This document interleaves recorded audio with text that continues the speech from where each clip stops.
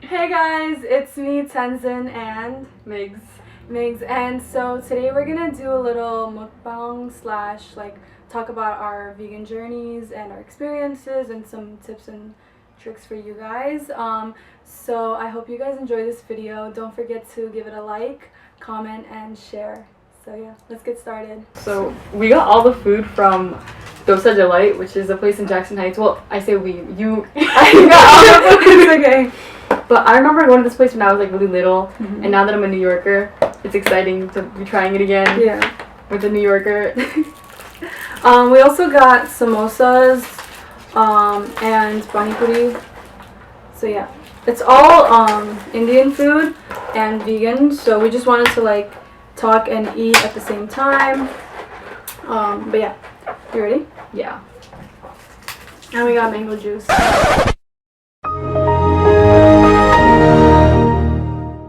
Do you want to start by talking about how you became a vegan? Do you want me to go first? Yeah, you can go first. Okay, this is hard. Not hard, I mean, I don't know how to put it into words. Okay, so basically I was a vegetarian for a really long time, and my vegetarian story is like really cute and dramatic, but I'm gonna try to shorten it up for this video. Basically, I was really little and I was walking with one of my family members, and I think I was maybe 4 years old or 3, and I was like, oh, where does meat come from? Super random, toddler questions. And he was like, oh, meat comes from animals. And I was like, oh. He's like, oh yeah, we have to kill them, and then that's where the meat comes from. Yeah. And I was like, oh, does it hurt? And then he pinched me, right? And I was like, ow. And he's like, did that hurt? And I was like, yeah. And he said, we're animals too, they feel the same pain as we do. And so then I started crying, and I was like, do we have to eat meat? And he said, no, we don't have to. And then me and him, we were the first vegetarians in our family, and then we had some copycats, we had some followers. Yeah.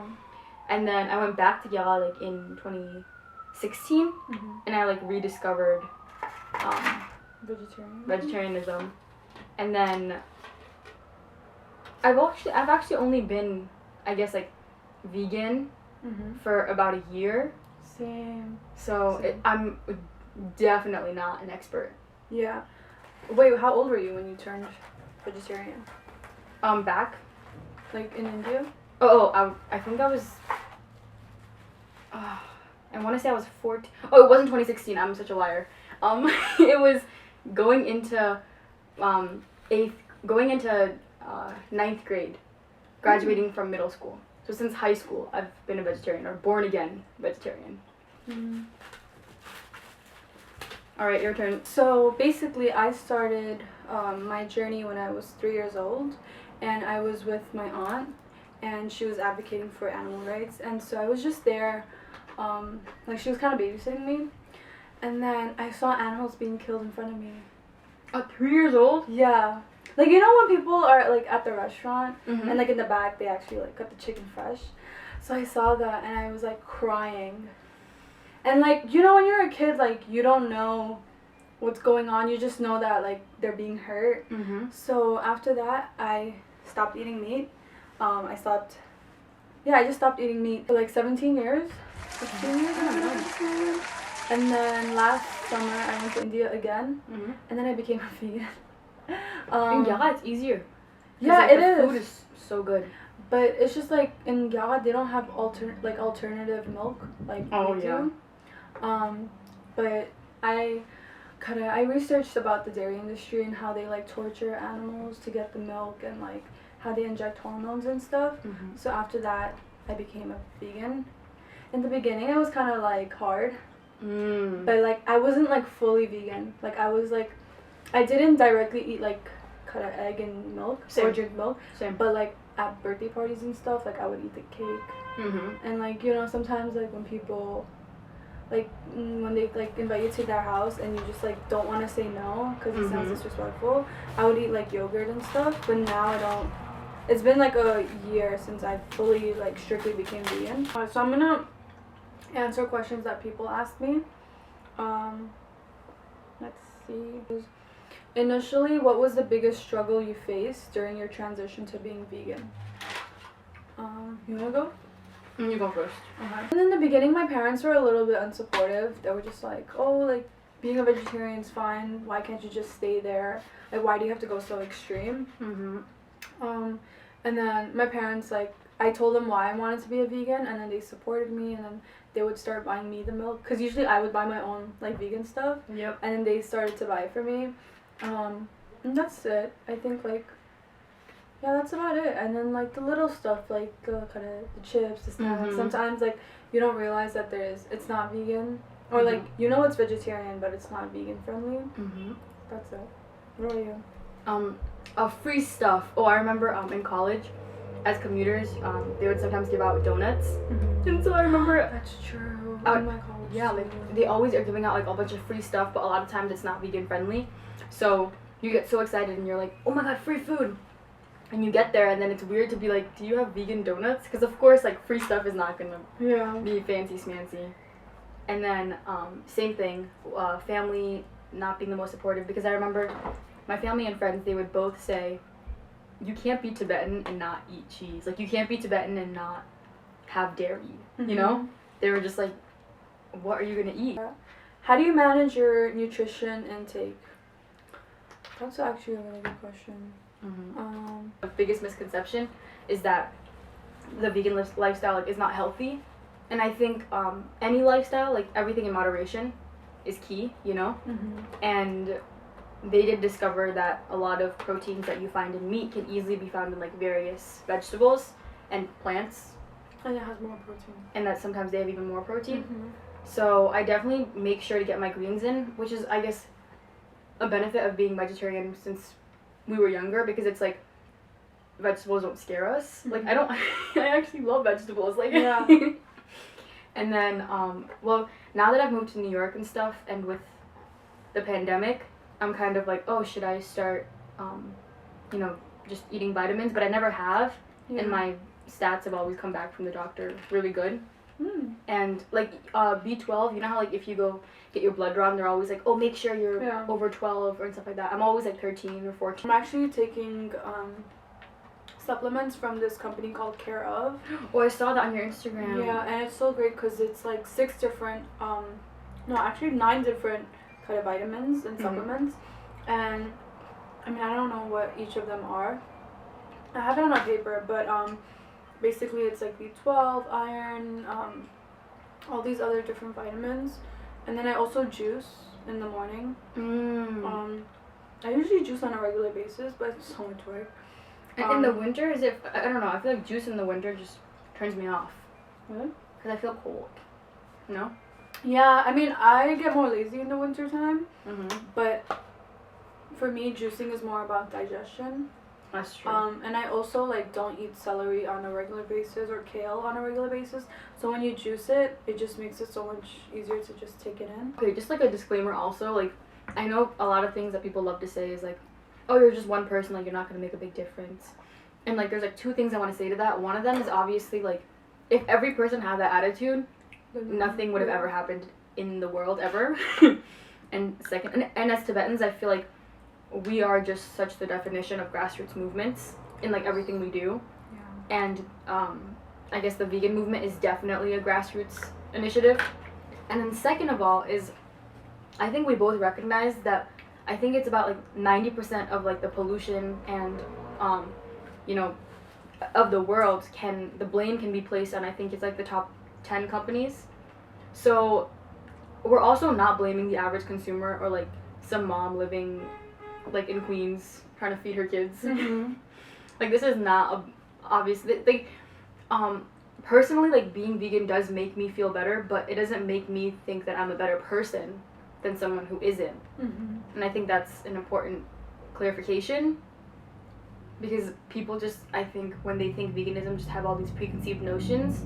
And I don't even know, like, some of them I've never heard before. Like, every time I meet someone, I almost try not to mention, like, my, Same. you know? Unless, like, you have to, like, eat with them or, like, how do you find those amazing places to eat? I think she's talking about, like, my stories.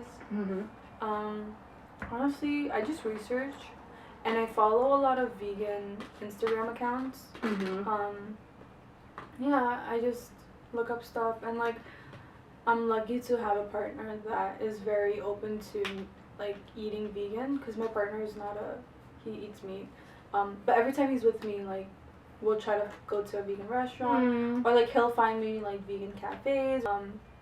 But I just research Instagram, YouTube. Like I'm so big on YouTube. I'll look up like New York City vegan restaurants. Before I moved to New York, that's literally what I would do. I'd be like, vegan in NYC, vegan in Queens, vegan in Brooklyn. And I remember, if you've been watching vegan YouTube, you definitely know who like the vegan bodega cat is. Yeah, I do. I watched really so many of her videos. And she like provides like cheap restaurants, like affordable places to eat. It's so good. Yeah, I've tried like every ethnic food that's vegan. I want to try Ethiopian food. Oh my god, that's the one thing I haven't tried. And you know what? I'll take it to this place in Brooklyn. It looks so good, and I've been dying to go there with someone. Because my Instagram keeps like pulling up with like Ethiopian food, and I'm just like, okay, I get it. That's the one food I haven't tried that I really want to like try. But it's kind of it looks like Indian food. Yeah, there was one dish that looked like it was just like a deconstructed dosa. Yeah, that's the one I'm talking about. What are some fake meats that I recommend? That's hard. What about the one that you have in your your fridge? So I just bought a giant pack of like Beyond Meat patties. I think Beyond Meat is pretty solid. I've made it for some of my friends, and they've all enjoyed it thoroughly. Like meat eaters? Yeah. That's the thing I love doing, which I don't know if it's like bad, is I like I'll like make them something, and they'll be like, oh my god, you made me meat, and I'll be like, yeah. And then see what they say about it. And then it'll be like vegetarian, and they'll be like shook, you know. But for me, I'm not only about the food, I'm more about the lifestyle. So it's really hard to do, because I love shoes, I love boots, I love bags. Like I love collecting bags. And in the future, I hope to have like a designer collection. Ooh, that's gonna be tough with but all that leather. Yeah, that's like Coach was one of my favorite brands, but then I realized their leather is like real leather. It's not like fake leather. So that's one of my hardest things too. Like that's one of the most difficult things that I've been going through. Or shoes, a lot of shoes are like leather. I think Doc Martens, like. Yeah. Yeah. But the thing is, once I found out they were leather, I stopped purchasing them. But it's like, if I still have them, I would still wear them, because I did buy them at one point. So it's like throwing it away is just a waste. That's true. I agree. So. But same with me. Like I think since I was a vegetarian, I would actively try not to wear. I think the thing that really like triggered me when it came to clothing and like the intersection between like clothing and veganism was Kylie and Kendall. No. I don't know if their line is vegan, but for the Met Gala, they literally showed up in like ostrich feathers, and I remember I don't know why that triggered me so much, but I was just, and usually like I really am just like mind my business, like other people live their lives, I live my life, but that just made me so upset, because I was like, you literally have access to like the top designers in the entire world, and like you probably could make the most lifelike ostrich feathers, fake ostrich feathers in the whole entire world, and you really still out here like, you know. And it's like I think people don't associate feathers or fur with like the abuse of the animal. But I'm like, that it happens. Like the feathers don't just like, they don't like, imagine like you don't just like pluck the feathers off the ostrich and then like let it go.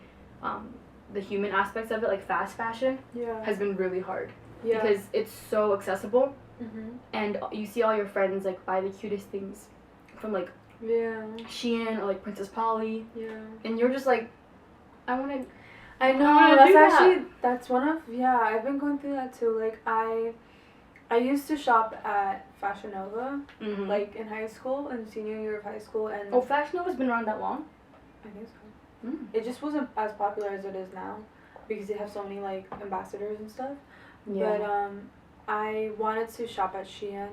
And like I feel like Shein has so many great options and it's so affordable. So it's like if you are a low income like if you're not making that much money, Yep. or you know you're struggling, or you're in college, or you're in high school, Mhm. it's so like reasonable for you to shop at those places. I found out on YouTube that Shein's factories, one of them is in Indonesia, Mhm. and people got cancer because of the factory and the pollution and you know all that comes with having manufacturing factories like that. Mhm. And so once I saw that video, I was like, okay, no more Shein. Like I can't purchase from those fast fashion companies. And It's such a wider conversation, because then you're like, okay, fine. Now let's say that we start giving every person that works in the fast fashion industry, make sure that there's no children involved, make sure that everyone's getting paid a fair wage, make sure that it's a safe environment. Mhm. And then you're hit with the literal environment, like our ecosystem, like climate change. Yeah. And then you're like, that's also not sustainable. Yeah. It's just a rabbit hole. And it's like the only reason why they're making money is because of people like us, or like Mhm. consumers wanting low cut price items for the fashion and stuff like that. But honestly, if you think about it, like those clothes that you buy from those brands, it's probably temporary. Like, because I feel like fashion changes so much. And that's the point. That's why this even came to fruition. Like, you're always gonna want the items that are like the newest trends, and then you're gonna throw it out and you're not gonna wear it again, like stuff like that. So I try to. The only place that I shop, like the only retail store I shop at, is Uniqlo and Muji. And that's because I've heard really good things about Uniqlo, but I've never. And that's because they're ethically sourced. They pay all their workers from like the last time I checked. You never know what happens, especially with the pandemic going on. Mm-hmm. But last time I checked, they were very like good on that. They don't have debt. They don't owe money to anyone or any of their like workers. So stuff like that, I'm like really I research a lot about. Mm-hmm. But Uniqlo is kind of fast fashion. They make a bunch of items. And again, like we're really not blaming the average person that buys this stuff. Yeah, no. It's really hard because you want to blame the man, but then like where does the buck stop? Yeah. Because you want to blame like the industry for even doing it, but then the industry's only allowed to do it or because of like what the consumers want. Yeah. And it's just like this vicious cycle. Yeah. No, I don't. Like, my sister shops there, and I don't, like, I'm not... Shame her. Yeah, I don't, like, lecture her about it, but I just tell her, like, oh, you should be aware of where you're purchasing from, because a lot of people don't really care about the stuff that goes behind the scenes, and as you grow older, I feel like you have to be more mindful about everything that you own. Mm-hmm. Like, same thing with us being vegans, like, for me, I like knowing what I'm eating. Mm-hmm. Like, my sister... If you tell her, like, oh, this meat is coming from an animal that was killed, and, like, she does not like hearing it, but it's, like, that's what you're putting in your body, and you should know what you're putting in your body, and you should be okay with putting that in. Okay, so let's end the video by giving advice for people who want to be vegans. Okay. Do you want to go first, or should I go first? Do you want to do, like, one after the other? I have, like... So, one advice, from me is... Think about why you want to be a vegan and how that makes a positive change for yourself and for the environment. Also think about the benefits of being a vegan. And then my second advice would be to watch documentaries, educate yourself about how everything works, whether it's dairy industry, whether it's how your milk gets produced, whatever the case is. And then my third would be, if you want to slowly start transitioning, you should start alternating your dairy products, or alternating your meals, like once a day. You can make your lunch vegan, but then you can make your breakfast vegetarian or meat or whatever the case is, but just slowly start implementing it in your life so you're not like cold turkey. Yeah, I feel like once you go straight to vegan, sometimes you get frustrated, Mm-hmm. sometimes you get mad, and like when you are transitioning to being a vegan, the thing that you have to know is the first 2 weeks or the first month or so, however long it takes for your body to really like comprehend the vegan diet. Sometimes you get really tired. You'll get foggy. You'll have headaches, but that's because your body is changing, and it's taking in something that you haven't really done before. Take your time, and both of us didn't just like wake up one day and say, I'm vegan, period. Yeah. It's and forgive yourself. That's the thing too. A lot of people like they'll eat meat, or they'll be vegan for like 2 months and then they'll eat meat and then they'll be like, oh, that was good, that was that, Mm-hmm. And it's like literally forgive yourself. Like it's really not that serious. Like don't hold yourself up to like the highest pedestal. Yeah. Would be number one. I love that.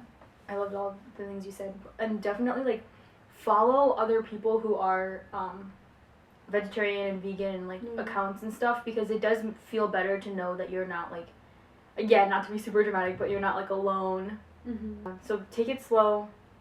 Find your community, and at the end of the day, like, do what you think is best for you. Yeah. So if you think that you can't be vegan but you can definitely cut out dairy, then like do that, Yeah. If you think that you can't be vegan but you can definitely eat 3 meals a week without meat, do that. If you've never participated in saladawa, like do it this year. So I'll just end by saying that these are our experiences.